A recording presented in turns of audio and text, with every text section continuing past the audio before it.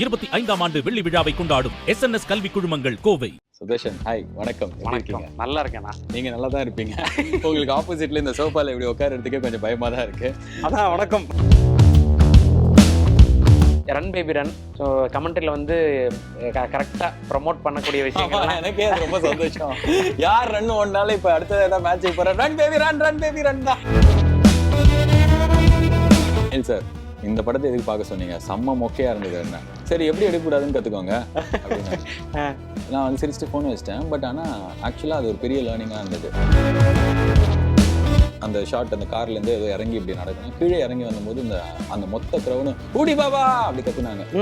எனக்கு பயங்கர ஆச்சரியம். 1 மணிக்கு லோகேஷோட ஒரு படம் பண்ண போறீங்க அப்படின்றதுனால நான் நினைச்சேன் எனக்கு வந்து 1 இயர் எப்படின்னு டைம் இருக்கு. ஸோ அடுத்த வருஷம் அவ்வளோ நேரம் ஆகுமா? சரி, இது வந்து விஜய் சார் படம். தளபதி 67 இல்லைன்னா 77 இல்லைன்னா 87.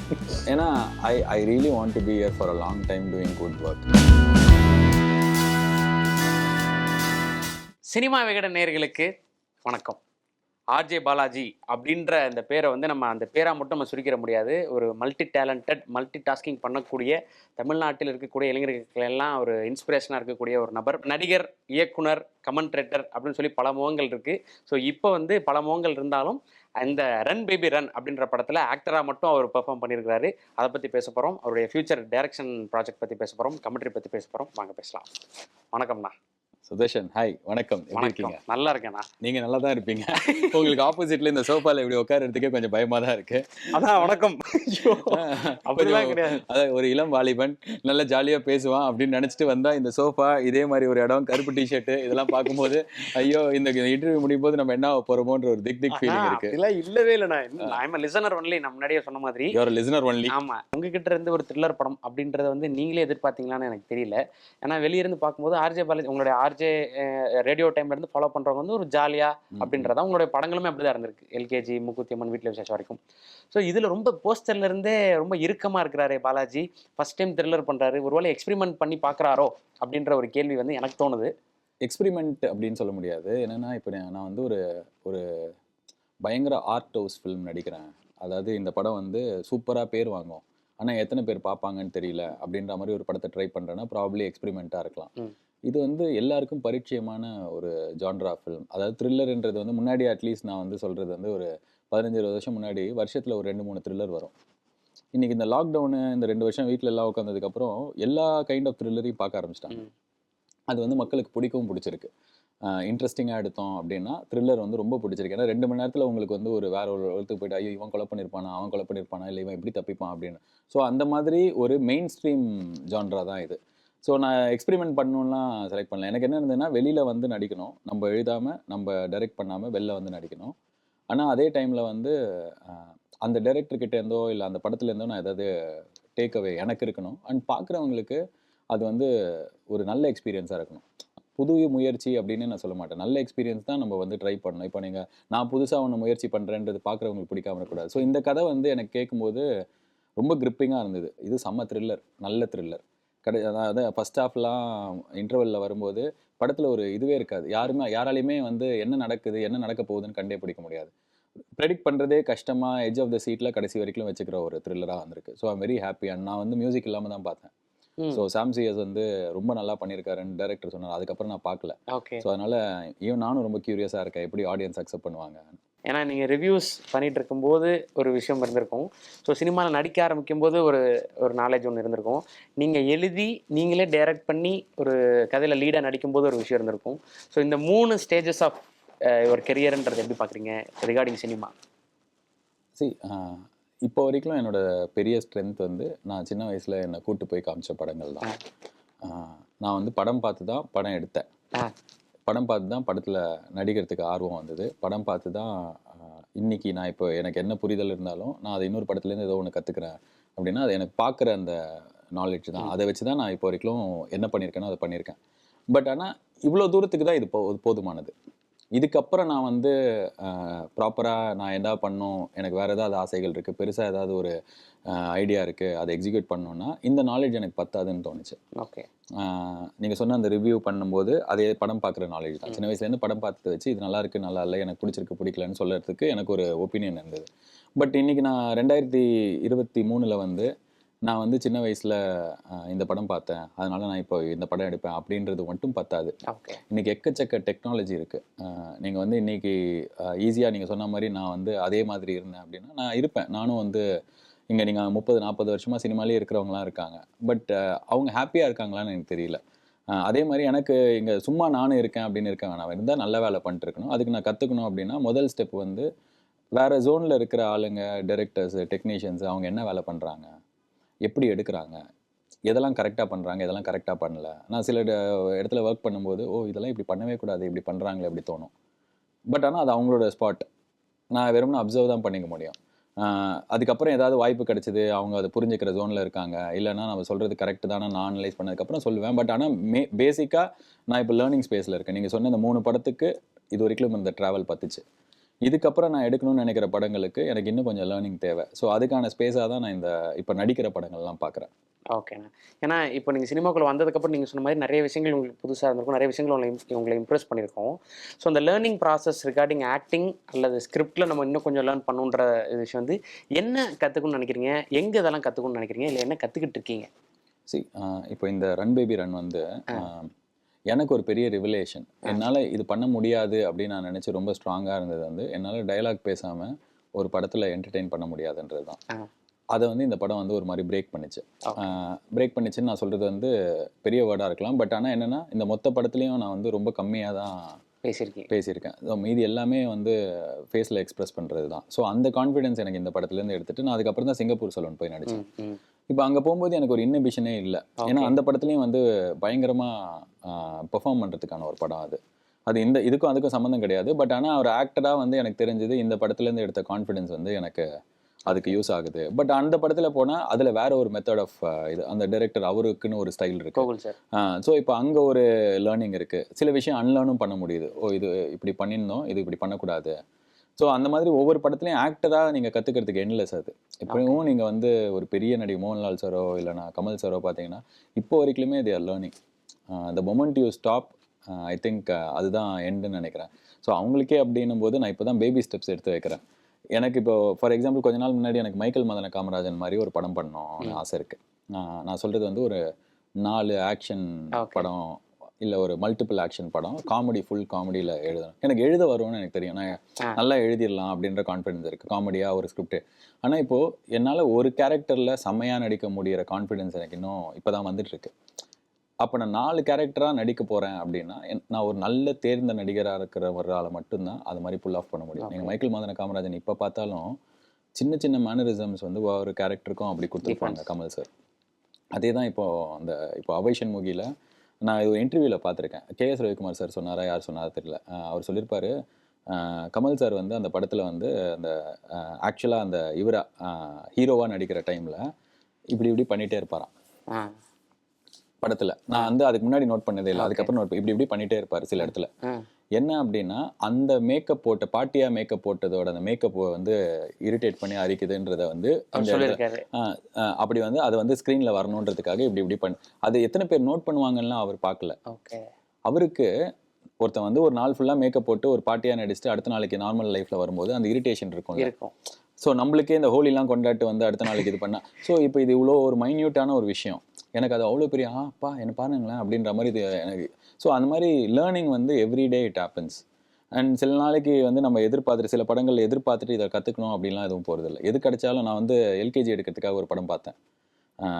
நிறைய படம் பார்த்தோம். அதில் என்னோட ஒரு ப்ரொடக்ஷன் மேனேஜர் சார் சொன்னார், பாஸ் இந்த படம் பாருங்கள். நாங்கள் ஒரு 2 மணி நேரம் 50 நிமிஷம் அந்த படம் ஃபுல்லாக பார்த்துட்டு நான் ஃபோன் பண்ணேன், மயில் வாகனம் அவர் பேர், மயில் சார் இந்த படத்தை எதுக்கு பார்க்க சொன்னீங்க, செம்ம மொக்கையாக இருந்தது. என்ன சரி எப்படி எடுக்கக்கூடாதுன்னு கற்றுக்கோங்க அப்படின்னு நான் வந்து சிரிச்சுட்டு ஃபோன் வச்சிட்டேன். பட் ஆனால் ஆக்சுவலாக அது ஒரு பெரிய லேர்னிங்காக இருந்தது. எதுவுமே இது மொக்கை இதில் எதுவும் இல்லைன்னு கிடையாது. அப்படின்னா அது பேட் எக்ஸ்பீரியன்ஸா, அப்போ இதுலேருந்து என்ன கற்றுக்கலாம். ஸோ லேர்னிங் வந்து எனக்கு ரொம்ப பிடிச்சது. அன்லேர்ன் பண்ணுறதும் வந்து இப்போ நான் கற்றுட்ருக்கேன். ஏன்னா முன்னாடி நான் விஷயத்தை இறுக்கி பிடிச்சிக்கிட்டேன்னா அதுலேயே நிற்பேன். இப்போ அதை பிரேக் பண்ணி பண்ணுறது தான் இந்த ரன் பேபி ரன்லாம். என்னென்னா சரி ஓகே பேசாமல் இருந்தாலும் நல்ல எங்கேஜிங்காக தான் இருக்குது, ஸ்க்ரீனில் என்னால் ஹோல்ட் பண்ண முடியுது, எமோஷனை வந்து கடத்த முடியுது அப்படின்றது இந்த படம் ஃபுல்லாக முடிச்சு பார்க்கும்போது நல்லா இருக்கே அப்படி தான் இருந்தது. சூப்பர்ண்ணா. ஏன்னா இப்போ ஃபேமிலி நீங்கள் 4ஆம் முறுக்கில் வந்து உங்களோட லைஃப்பில் நடந்த சில விஷயங்கள் சேர்த்து நீங்கள் சில விஷயங்களும் சொல்லியிருந்திருக்கீங்க. ஸோ இப்போது வீட்டில் ஒய்ஃபோ அம்மாவோ என்ன சொல்கிறாங்க? நான் காலையில் கிளம்பி வரும்போது சூப்பர் நல்ல ஹாப்பியாக இருக்கும்ல அப்படின்ற மாதிரி சொல்லிட்டு வர்றதெல்லாம் அப்படிலாம் இல்லையா? அதெல்லாம் நீங்கள் வந்து நான் இப்போ படத்தில் நடிக்கிறேன் அப்படின்றதுனால எல்லாமே மாறிடுச்சானா இல்லை. நான் வந்து எப்பவுமே நினச்சிப்பேன், இல்லைன்னா என் டீம் என் ஃப்ரெண்ட்ஸ்கிட்டையும் சொல்லுவேன், சப்போஸ் நீங்கள் வந்து நான் இப்போ ஒரு சங்கீதாவில் மேனேஜராக இருக்கேன்னு வச்சுக்கோங்க, சங்கீதா ஹோட்டல் இல்லை தலப்பாக்கட்டியில் மேனேஜராக இருக்கேன்னா என் பிரான்ச்சுக்குன்னே ஒரு 100 பேர் எனக்காக வருவாங்க. நான் அந்த மாதிரி வேலை பண்ணுவேன். நான் இப்போ நான் வந்து ஒரு டீ கடை வைக்கிறேன் அப்படின்னா எங்கள் ஏரியாவில் அந்த டீ கடை வந்து ரொம்ப ஃபேமஸாக இருக்கும். நான் அந்த மாதிரி அந்த டீ கடையை நடத்துவேன் அப்படின்றதுல எனக்கு கான்ஃபிடன்ஸ் இருக்குது. இன்றைக்கி படம் பண்ணுறோம், நல்லதாக வேலை பண்ணோம் அப்படின்ட்டுருக்கு. பட் நீங்கள் என்னென்னா நான் சொன்னேன், நான் சின்ன வயசில் ஒரு மெஸ்ஸியாக ஒரு ஆர்டரே இல்லாமல் இருந்த ஒரு பையன் தான் நான். பட் ஆனால் போக போக வந்து நான் இப்படி மாறினது அவங்களுக்கு ரொம்ப சந்தோஷம், இப்படி ஆனது. ஏன்னா இப்போ என் ஒய்ஃபும் நானும் ஒரே கிளாஸ், ஒரே காலேஜ். ஸோ அவங்க என்னை வந்து இருக்கிறதுலையே ஃபஸ்ட்டு ஃபார்மில் பார்த்துருக்காங்க. இவெல்லாம் ஒரு ஆளு அப்படின்னு இந்த உலகத்தை அந்த சுற்றி இருக்கிறவங்க நினைக்கும் போது அவங்க அந்த டைம்லேருந்து என்னை பார்த்துட்டு இருக்காங்க. ஸோ அப்படி இருக்கும்போது எனக்கே சில நேரத்தில் யோசிச்சா நம்ம எப்படிலாம் இருந்திருக்கோம் சை அப்படின்ற மாதிரி தோணும். ஸோ ஆனால் அந்த இதுலேருந்து இப்போ நான் வந்து கொஞ்சம் பெட்டரான பர்சனாக இருக்கேன், ஹியூமன் பீயிங்காக இருக்கேன்னு எனக்கு தோணுது, இல்லைன்னா என்னை சுற்றி இருக்கிறவங்களுக்கு தோணுதுன்னா அதுதான் அவங்களுக்கு ஒரு பெரிய சந்தோஷம். ஏன்னா இப்போ ஒரு 10-15 இயர்ஸ் முன்னாடி என்கிட்ட நார்மல் ஒரு காலையில் ஆஃபீஸ் போயிட்டு சாயங்காலம் வீட்டுக்கு வர ஒரு நார்மல் வேலையில் இருந்து நார்மலாக இருக்கும்போது நாங்கள் இதே அளவுக்கு ஹாப்பியாக தான் இருந்தோம். அதான் இந்த காசுன்றதுக்கு வந்து நீங்கள் டிஃபைனே பண்ண முடியாது. நீங்கள் வந்து கோடிக்கணக்காக இருக்கிறவங்களுக்கும் பிரச்சனை இருக்கும், லட்சக்கணக்கில் இருக்கிறவங்களுக்கு இருக்கும், இல்லாதவங்ககிட்டையும் இருக்கும். ஸோ அந்த வச்சு நாங்கள் எங்களை டிஃபைன் பண்ணிக்கிறதே இல்லை. இப்போ நீங்கள் சொன்ன மாதிரி ஃபாரின் போன ஃபோட்டோ இதுக்கு முன்னாடி நாங்கள் பார்த்தா ஊட்டிக்கு போயிருப்போம், அதுக்கு முன்னாடி பார்த்தா ஊட்டியோட கம்மியாக ஏற்காடு போயிருப்போம், அதுக்கு முன்னாடி இங்கேருந்து பாண்டிச்சேரிக்கு பைக்கில் போயிட்டு திரும்பி வருவோம். ஸோ இடம் பிரச்சனை கிடையாது. பட் ஆனால் அவங்க எல்லாருக்குமே ஒய்ஃப்காக இருக்கட்டும் இல்லைன்னா ஃபேமிலியில் இருக்கிற மற்ற எல்லாருக்குமே ஹாப்பி என்னென்னா I grown as a person. And நீங்கள் வந்து இன்றைக்கி எல்லாரையும் வந்து நீங்கள் சொன்ன மாதிரி கீழே போடுற ஒரு உலகத்தில் தான் இருக்குது. அதாவது நான் சொல்கிறது வந்து நீங்கள் லிசனர் தான், ஆனால் இங்கே வந்து பேசுகிறதோ இல்லை ஒரே நாளில் ஒருத்தர் கீழே போட்டுடலாம், அவங்களோட பேர் போயிடும், அவங்க அதில் சொல்லியிருக்கவே அந்த மாதிரி இருக்கிற உலகத்தில் to sustain peoples likeability is very difficult. ஆனால் நீங்கள் அதுக்கு நடிக்காமையும், அதாவது இப்போ நான் வந்து உங்ககிட்ட நிஜமாலே இப்போ நான் உங்ககிட்ட 2வது 3வது இன்டர்வியூ பண்ணுறேன். நான் ஒரு 15-16 வருஷமாக இங்கே வந்து நான் வேறு யாரோ ஆளாக நடிச்சிருந்தேன்னா இத்தனை நான் மாட்டியிருப்பேன். அப்படி இல்லாமல் நானாக இருக்கேன், எல்லாருக்கும் அது பிடிக்குது, என் வீட்லேயும் அது ரொம்ப பிடிச்சிருக்கு. அதுதான் அவங்களுக்கு ஒரு பெரிய சந்தோஷம். ரன் பேபி ரன் ஸோ கமெண்ட்ரியில் வந்து கரெக்டாக ப்ரமோட் பண்ணக்கூடிய விஷயம் எனக்கே அது ரொம்ப சந்தோஷம். யார் ரன் ஓடினாலும் இப்போ அடுத்தது ஏதாவது மேட்சுக்கு போகிறேன் ரன் பேபி ரன் தான் அழகாக ப்ரமோட் பண்ணிடுவீங்க. எதுவுமே இல்லைனாலும் அப்பா ஹார்திக் பாண்டியா வீட்டில் விசேஷம் அப்படின்னு சொல்லியிருந்தேன். ஸோ இது வந்து ரொம்ப ஈஸியாக ரன் பேபி ரன் மாட்டிருக்கு. ஒருத்தன் சிக்கியிருக்கான் Star Sports 1 Tamil Disney plus Hotstar viewers, உங்களுக்காக சீக்கிரமே ரன் பேபி ரன்னோட வரேன். ஏன் அங்கே இருக்கவங்களாம் எப்படின்னா அவங்கள ரெஸ்பாண்ட் பண்ணுறாங்க? ஏன்னா நீங்கள் பேசுகிற வார்த்தைகள் கமெண்ட்ரி எங்கே இருக்கிறவங்க இதில் ஸ்டார் ஸ்போர்ட்ஸ் இருக்கவங்க தான். இல்லை ஒரு வேலை எல்லாருக்குமே ரொம்ப பிடிச்சாதான் அது வந்து அவ்வளோ சந்தோஷமாக மாறும். எனக்கு வந்து நான் காமெண்ட்ரி சும்மா போய் பண்ணேன், என்னை கூப்பிட்டாங்க, நான் சொன்னேன் யாரெல்லாம் நீங்கள் ஒண்டி தான் நான் கிரிக்கெட்டர், மீதி எல்லாரும் கிரிக்கெட்டர்ஸ்னாங்க. சரி ஓகே, நான் சும்மா போய் பண்ணும்போதே எனக்கு அந்த வேலை ரொம்ப பிடிச்சது. ஏன்னா நான் வந்து இப்போ ஸ்டார் ஸ்போர்ட்ஸ் இப்போ ஆரம்பிச்சு ஒரு 5-6 இயர்ஸ் ஆக போகுது. நான் அதுக்கு முன்னாடி 2008லேருந்தே ஐபிஎல் வந்து நடக்கும்போது ரேடியோவில் வந்து 40 ஓவரும் நான் தான் கமெண்ட்ரி பண்ணேன். அதாவது 7 மணிக்கு மேட்ச் ஆரம்பிக்கும்னு நினைக்கிறேன். அப்போது 7 மணிலேருந்து மேட்ச் 11:30 மணிக்கு முடிஞ்சதுன்னா ஃபுல்லாக லைவில் நான் வந்து கமெண்ட்ரி பண்ணிருப்பேன். அதாவது ஆக்சுவலாக எப்படி பண்ணணும்னா 2 பாட்டுக்கு நடுவில் ஒரு வாட்டி ஸ்கோர் சொல்லணும். நான் என்ன பண்ணிடுவேன், இப்போ லாஸ்ட் 24 பாலில் 70 ரன் இருக்குது, மேட்ச் செம்ம இன்ட்ரெஸ்டிங்காக போகுது, இப்போ தோனியா ஆடிட்டு இருக்காங்கன்னா 24 பாலும் அந்த ½ அன் ஹவரும் நான் வந்து பாட்டே போடாமல் பேசுவேன். எனக்கு அதனால அந்த வேலை எனக்கு அப்போலேருந்தே ரொம்ப பிடிக்கும். ஸோ அதையே நான் இப்போ பண்ணணும் அப்படின்னும் போது ரொம்ப நாள் டச் விட்டு போச்சு. அதுக்கப்புறம் நான் அங்கே போய் பண்ணும்போது எனக்கு பிடிச்சதுன்னு இல்லாமல் பார்க்குறவங்களுக்கு ரொம்ப பிடிச்சது. மெயினாக வந்து ஐயோ சரி உங்களுக்கு பிடிச்சது வந்து அங்கே இருக்கிறவங்க பாம்பேயில் இருக்கிறவங்களுக்கு எப்படி புரியும் அப்படின்னு பார்த்தா அவங்களும் அதை வந்து அக்னாலேஜ் பண்ணாங்க. ஸோ அதனால தான் அந்த ரிலேஷன்ஷிப் வந்து இப்போது 5-6 இயர்ஸாக போகுது. இப்போ வந்து ப்ராப்ளி இந்த வர ஐபிஎல்லாம் 2 ஒரு டிஜிட்டலில் ஒரு இடத்துல வரும், அப்புறம் ஸ்டார் ஸ்போர்ட்ஸ் தமிழில் வரும், டிவியில் ஒரு இடத்துல வரும். ஸோ 2 இடத்துல இருக்கே, இவன் எங்கே போவான் அந்த மாதிரிலாம் இருக்கும்போது நான் ஒரு வேலையை ஒரே இடத்துல ரொம்ப வருஷம் பண்ணுறது எனக்கு ரொம்ப பிடிக்கும். இப்போ நீங்கள் நான் வேலை பண்ண ஆளுங்கலாம் கூட பார்த்தீங்கன்னா, இப்போ ஃபார் எக்ஸாம்பிள் இப்போ ஐசரி கணேஷ் அங்கிள் இருக்காரு. அவர் தான் என்னோட எல்கேஜி ப்ரொடியூஸ் பண்ணேன். நான் தொடர்ந்து அவருக்கு படம் பண்ணிட்டு இருக்கேன். ஓகே. ஏன்னா எனக்கு நல்லா போகிற விஷயங்கள் நல்லா போகுதே, அது எதுக்கு பிரேக் பண்ணணும் அப்படி தான் இருக்கும். இப்போ ஃபார் எக்ஸாம்பிள் ஏஎல் விஜய் என்னோட நல்ல ஃப்ரெண்ட். ப்ராப்ளி அவரோட படத்தில் நான் நடித்த ரோல் எனக்கு அவ்வளோவா பிடிக்குமான்னு தெரியல. பட் ஆனால் நான் அவர் கூட தொடர்ந்து படம் பண்ணியிருக்கேன். ஏன்னா எங்களுக்குள்ள அந்த கம்ஃபர்ட் ஜோன் இருக்குது. இப்போ நான் எடுத்த வேலை செஞ்ச எஃப்எம் ஸ்டேஷனாக 2 இடத்துல நான் வேலை பண்ணியிருக்கேன். ஒரு இடத்துல கோயம்புத்தூரில் நான் 5 வருஷம் இருந்தேன். சென்னையில் நான் 11 வருஷம் அதே கம்பெனியில் தான் இருந்தேன். ஸோ எனக்கு ஒரே வேலையை ரொம்ப நாள் தொடர்ந்து நல்லா பண்ண பிடிக்கும். ஸோ எங்களுக்கு அந்த அசோசியேஷன் இப்போ வரைக்கும் ரொம்ப ஹாப்பி. இது பண்ணி நீங்கள் இப்போ சொல்கிறேன்னா அவங்க அதை ஜாலியாக தான் எடுத்துப்பாங்க. அவங்க இது வரைக்கும் போகலாம், இதுக்கு மேலே போகக்கூடாதுன்றது என்கிட்ட எப்போவுமே சொன்னதில்லை. ஏன்னா எனக்கே தெரியும் அந்த இது வரைக்கும் நான் பேசுவேன், அதை தாண்டி நான் பேச மாட்டேன். அது மீறி நிறைய நேரத்தில் இந்த சோஷியல் மீடியாவில் அவன் அப்படி சொல்லிட்டான் இப்படி சொல்லிட்டான் அப்படின்ற விஷயங்கள்லாம் ஒரு ஃபால்ஸ் கிளைமாக வரும்போது, அது சப்போஸ் உண்மையாக இருந்ததுன்னா நான் அதுக்கப்புறம் என்னை கூப்பிட்டுருக்கவே மாட்டாங்க.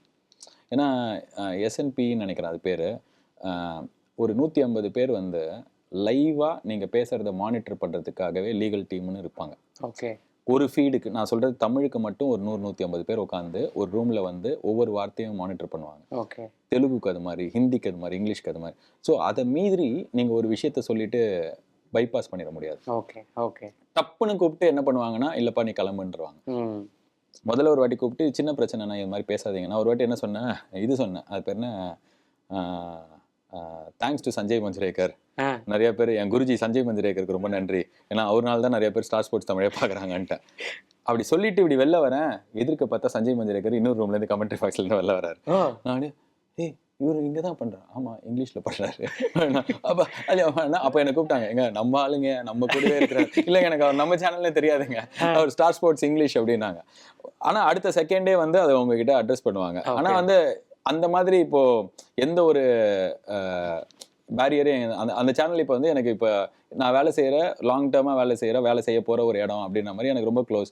ஸோ பார்க்குறவங்களுக்கு எப்படி இருக்குன்னா, நான் அவங்களுக்கு ஒரு ஃபேமிலி மாதிரி தான் இருக்கேன்.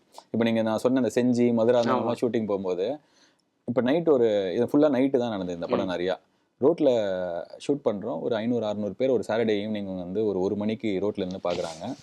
நான் அந்த ஷாட் அந்த கார்லேருந்து ஏதோ இறங்கி இப்படி நடக்கணும். கீழே இறங்கி வந்தபோது அந்த மொத்த க்ரௌடும் ஊடி பாபா அப்படி கத்தினாங்க. எனக்கு பயங்கர ஆச்சரியம். அது 1 மணிக்கு. நான் அப்போ பக்கத்தில் போயிட்டு எல்லாருக்கூடையும் பேசி கையெல்லாம் கொடுத்து ஃபோட்டோலாம் எடுத்துக்கும் போது சொல்கிறேன், நான் எப்போ நான் வருவேன், இன்னும் நான் வரவே இல்லை, இது என்ன ஐபிஎல் ஒண்டி வரேன், நீ மற்றதுலாம். எனக்கே ரொம்ப ஆச்சரியமாக இருந்தது அந்த உரிமையாக எடுத்து அவங்க கேட்கறது. இது இங்கே இல்லை, நான் எங்கே தமிழ்நாடுக்கு எந்த இடத்துக்காக எதுக்கு போனாலும் ஃபஸ்ட்டு டாக்கிங் பாயிண்ட்டே நான் பண்ணுற கமெண்ட்ரி தான். ஸோ எனக்கு அந்த வேலை பிடிக்கும், அவங்களுக்கும் பிடிச்சிருக்கு, பார்க்குறவங்களுக்கும் பிடிச்சிருக்கு. ஸோ லாங் டேர்ம் நான் பண்ணுவேன் அதை. சூப்பர்ண்ணா. So waiting. ஸோ அடுத்தடுத்த ப்ராஜெக்ட்ஸ் என்ன, சிங்கப்பூர் சலூன் இருக்குது, ரன் பேபி ரனுக்கு அப்புறம் அடுத்தடுத்து என்ன பிளான் பண்ணியிருக்கீங்க? டைரக்ஷன் பிளான் ஒரு 3-4 படம் நடிக்கலான்றது. அதில் நான் இப்போ ஆல்மோஸ்ட் 2 படம் நடித்து முடிச்சிட்டேன். மற்றவங்க டைரெக்ஷனில் எல்லாமே எனக்கு இப்போது ஒரு ஃபார்மேட்டுக்குள்ளே நானே எனக்கு இது ஒர்க் அவுட் ஆகுதுன்னு வச்சுருந்தேன்னு வச்சுக்கோங்களேன். அது ஆடியன்ஸ் சூப்பராக இருக்குது அப்புறம் அப்படின்ட்டு கேட்டக்கூடாது அப்படின்னு பார்ப்பேன். நான் இது ஏற்கனவே சொல்லியிருக்கேன்னு நினைக்கிறேன். இப்போ கிராஸ் டாக் நல்லா போயிட்டு இருக்கும்போதே எனக்கு அது முடிக்கணும்னு தோணுச்சு. ஓகே, போகிறோம் நல்லா, சரி நல்லா இருக்குது, சரி அப்புறம் என்ன அப்படின்ற மாதிரி ஒரு ஃபீல் வரக்கூடாது. ஏன் நிறுத்திட்டீங்க அப்படி தான் கேட்கணும். ஸோ அதனால் நான் இப்போ நல்ல காமெடி படம் ஃபேமிலியாக எல்லாம் பார்க்குற மாதிரி இருக்குன்னா ஒரு 2 படம் நான் இன்னும் பண்ணியிருந்தேன்னு வச்சுக்கோங்களேன். சரி அஜய் பாலாஜி ஒரே மாதிரி தான் நடிப்பான்ப்பா அப்படின்றது ஆகக்கூடாதுன்றதுனால தான் சரி நம்ம கம்ஃபர்ட் ஜோன்லேருந்து ஆடியன்ஸ்க்கு உறுத்தாத மாதிரி படம் பண்ணலான்றது தான் இந்த ரன் பேபி ரன். இதுக்கப்புறம் சிங்கப்பூர் சலூன் என்னோட மீட்டரே கிடையாது. அது நான் அப்படி எனக்கு எழுத வராது, அது அந்த டைரக்டரோட விஷன்.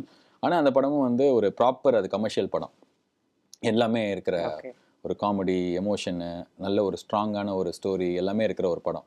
ஒரு coming of age of boy அந்த மாதிரி ஒரு கதை. அதுக்கப்புறம் நான் ஒரு படம் பண்ணுறேன். ஸோ ஹோப்ஃபுல்லி இந்த வருஷ கடைசியில் I think I will direct my film. வீட்டில் விசேஷம் சக்ஸஸ் மீட்டில் ஒரு செம சர்ப்ரைஸான ஒரு விஷயம் சொன்னீங்க, விஜய் அவர்களுக்கு கதை சொன்ன விஷயம். ஸோ நிறைய மீம்லாம் கூட வந்துச்சு. நீங்கள் ரேடியோவில் இருக்க ஆர்ஜே பண்ணிட்டு இருக்கும்போது இருக்க ஒரு ஃபோட்டோ, இப்போ நீங்கள் சொன்ன தளபதிக்கு கதை சொல்லியிருக்காரு, ஸோ சி ஹிஸ் க்ரோத் அப்படின்ற மாதிரி. ஸோ எப்போ நடக்கும் அப்படின்றது எல்லாரும் மாதிரி எதிர்பார்ப்பில் தான் இருக்குது. ஸோ எப்போ எதிர்பார்க்கலாம்? அன்றைக்கி விஜய் சாரோட பர்த்டே.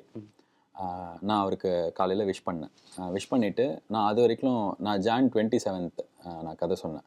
2022 ஜான் 27th கதை சொன்னேன். அதுக்கப்புறம் நான் ஃபோட்டோவும் எடுத்துக்கல சாரோட. நான் அதை யார்கிட்டையுமே பேசவே இல்லை. வீட்டில் விசேஷம் ரிலீஸ் ஆகி ஒரு வாரம் ஆயிருந்தது. அன்றைக்கி சாரோட பர்த்டேக்கு விஷ் பண்ணும்போது நான் சொன்னேன், சார் நான் இன்றைக்கி எனக்கு ஒரு ப்ரெஸ் மீட் இருக்குது, நான் அதில் வந்து நான் உங்களுக்கு கதை சொன்னதை சொல்லலாமா, இஸ் இட் ஓகே அப்படின்னு கேட்டேன். சார் ப்ளீஸ்ப்பா அப்படின்னு அவர் அமிச்சார். நோ ப்ராப்ளம் சொல்லு அப்படின்ற மாதிரி அமிச்சார்.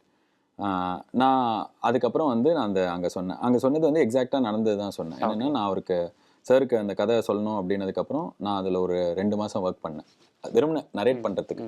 என்கிட்ட ஆக்சுவலாக வந்து ஒரு சின்ன ஐடியா இருந்தது, அது நான் பண்ணுற மாதிரி ஒரு ஐடியா.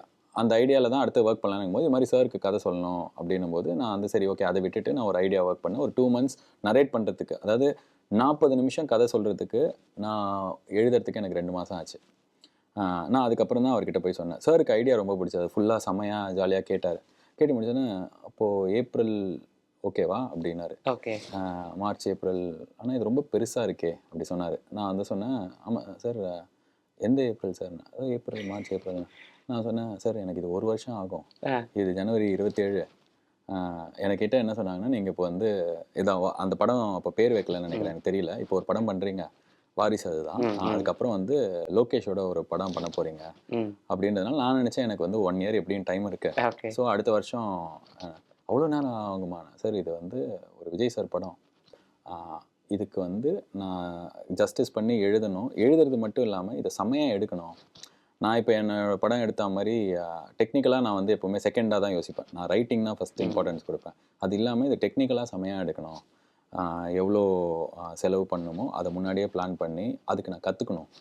இதுக்கு இந்த டெக்னாலஜி யூஸ் பண்ணலாம், இந்த கேமரா யூஸ் பண்ணலாம், இந்த லென்ஸு இது மாதிரி இருந்தால் சார் இது கரெக்டாக தெரியும், இந்த ஃபைட்லாம் இந்த புது டெக்னாலஜியில் எடுக்கலாம். ஏன்னா இப்போ எக்கச்சக்கமாக வந்துருச்சு, எதை செட்டில் எடுக்கணும், எதை சிஜி, எதை க்ரீன் மேட்டு, எதை வந்து மோஷன் கேப்சரு, இந்த மாதிரிலாம் எல்லாமே இருக்குது சார். இந்த மாதிரிலாம் தெரிஞ்சுக்கிட்டு நான் வந்து கான்ஃபிடென்ட்டாக வரணுன்னா எனக்கு அந்த டைம் தேவை அப்படின்னோடனே, ஓ அப்படியா, நான் நினச்சேன் நீங்கள் வந்து உங்களுக்கு எனக்கு சாருக்கு என்னோடய படங்களோ இல்லைன்னா நான் பேசுகிறது அதெல்லாம் வந்து பிடிக்கும்னு சொல்லியிருந்தார் என்கிட்ட. ஸோ நான் அந்த மாதிரி மூக்குத்தி அம்மன் மாதிரி உங்கள் ஸ்டைலில் செம்மையாக டப்புன்னு ஒன்று போயிடலான்னு நினச்சேன் அப்படின்னு. நான் சொன்னேன், சார் இல்லை சார் எனக்கு பயம், அது பயன்றதோட எனக்கு ரெஸ்பான்சிபிலிட்டி. நீங்கள் வந்து இப்போது ஃபார் எக்ஸாம்பிள் இப்போ இன்றைக்கி நம்ம ஜான்வரி 20 நம்ம பேசிகிட்டு இருக்கோம். இப்போ February 13 அன்றைக்கி ஒரு ஈவெண்ட் இருக்குது, நீங்கள் ஒரு 20 minutes பேசணுன்னா நீங்கள் என்கிட்ட இன்றைக்கி கேட்டிங்கன்னா எனக்கு இன்னிலேருந்து மைண்ட் அதெல்லாம் ஓடிட்டுருக்கோம். February 13 நம்ம அதை கரெக்டாக பண்ணிடணும், அது செமையாக பேசிடணும், அது என்ன பேசலாம், இப்படி தான் யோசிச்சுட்டே இருப்பேன். ஆனால் அது ஒரு 20 நிமிஷம் தான் இருக்கும்.